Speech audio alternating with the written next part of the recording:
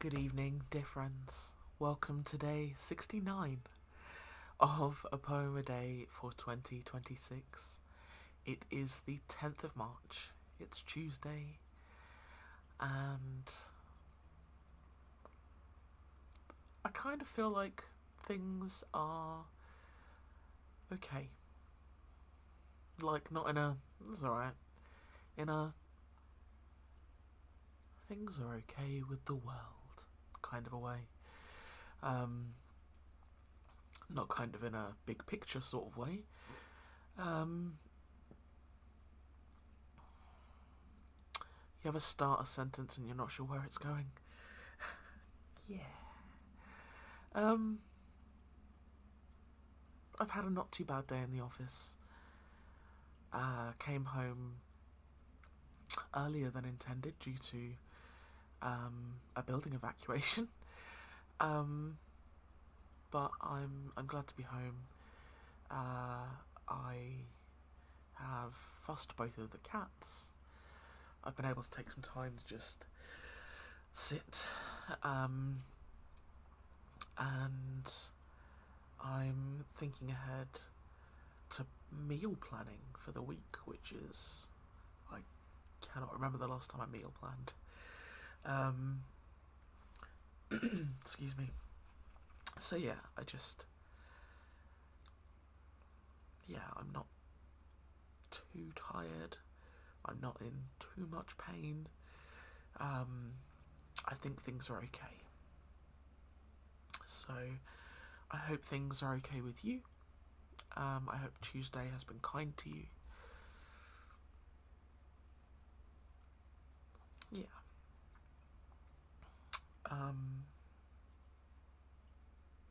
Poem?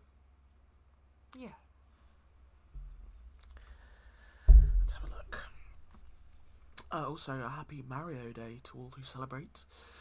Of course, today is Mar 10. So the abbreviation of March is MAR, and then the 10 of 10 makes it look like Mario, so that's a thing, in case you didn't know. So yeah, today is affectionately referred to as Mario Day. If you were not aware. So, today's poem is entitled Remember, and it's by Christina Rossetti. And our blurb reads as follows. Christina Rossetti is associated with the Pre-Raphaelite movement, which was founded by her brother, Dante Gabriel Rossetti, along with the painters William Holdman Hunt and John Everett Millais.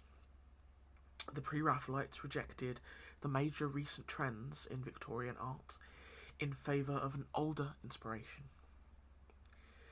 Christina Rossetti's most well-known work is the poem In the Bleak Midwinter, which was set to music by Gustav Holst and is still performed as a Christmas carol today.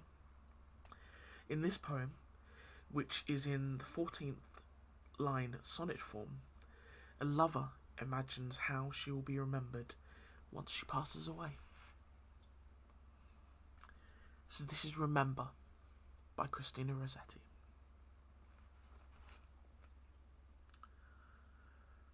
Remember me when I am gone away, gone far away into the silent land, when you can no more hold me by the hand, nor I half turn to go, yet turning stay. Remember me when no more day by day you tell me of our future that you planned. Only remember me, you understand. It will be late to counsel then or pray. Yet, if you should forget me for a while, and afterwards remember, do not grieve.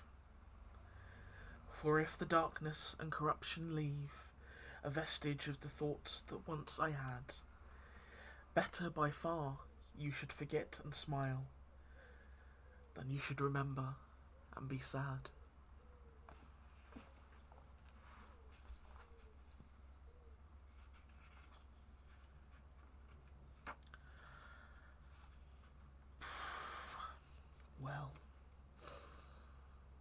I was not prepared for that today.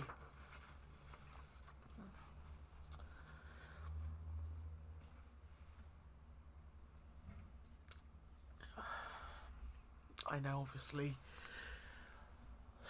in Rossetti's poem there,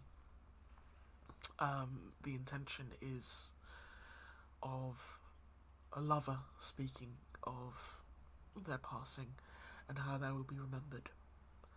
But I think I've spoken before about how I feel that platonic and familial and romantic love are all equally important and full.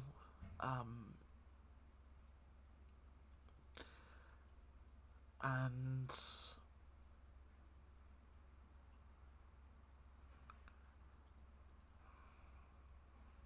this is something I may or may not have said before, but it took me a long time to... It may not have... I don't think it was even a realisation I came to myself. It was... If it wasn't a realisation that came to myself, it was something that I saw very randomly on the TV show WandaVision.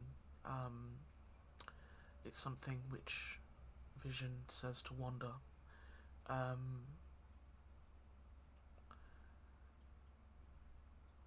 It's something... I'm paraphrasing, but it's something along the lines of, what is grief if not the cost of love? And it's essentially saying that the grief we experience is kind of the exchange for the love we felt for people. And if we grieve heavily and painfully for people, it's a direct reflection. That's the word I'm looking for. Reflection of how deeply we loved them. And I think that can be applied in a way to Rossetti's poem here.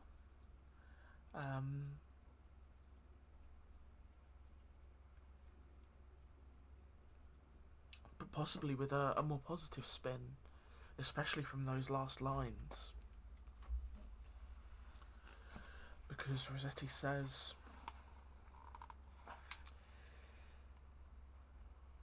she says, better by far you should forget and smile than you should remember and be sad.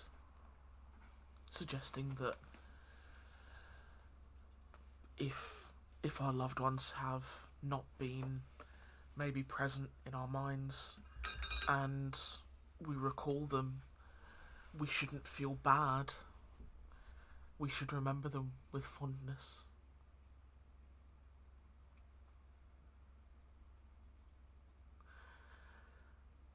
And there will undoubtedly be emotion there. Because I don't think there can not be emotion when you think of someone you've lost, that you love deeply.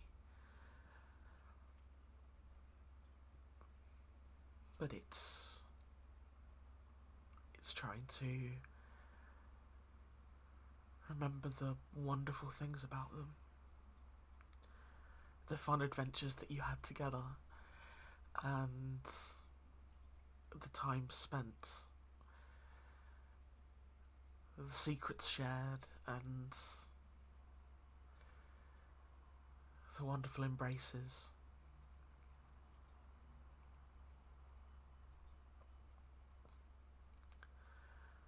I very much wasn't prepared for that today, but I'm very glad it was here.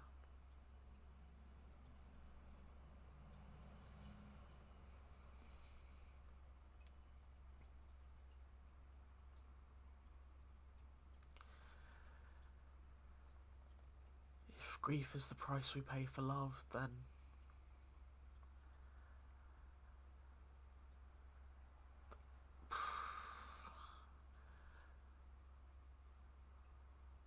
and consider me a pauper. I would go bankrupt for everyone.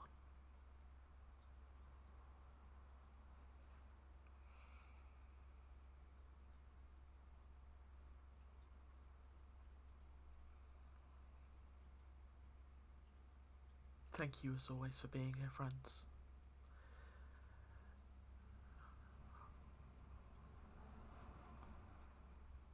Just thank you.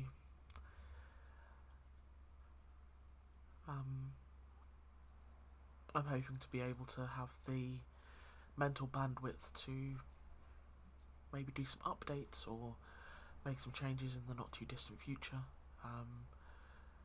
I've got the Roller Derby World Cup coming up at the end of April, so that's taking up a lot of space mentally and literally for me at the moment.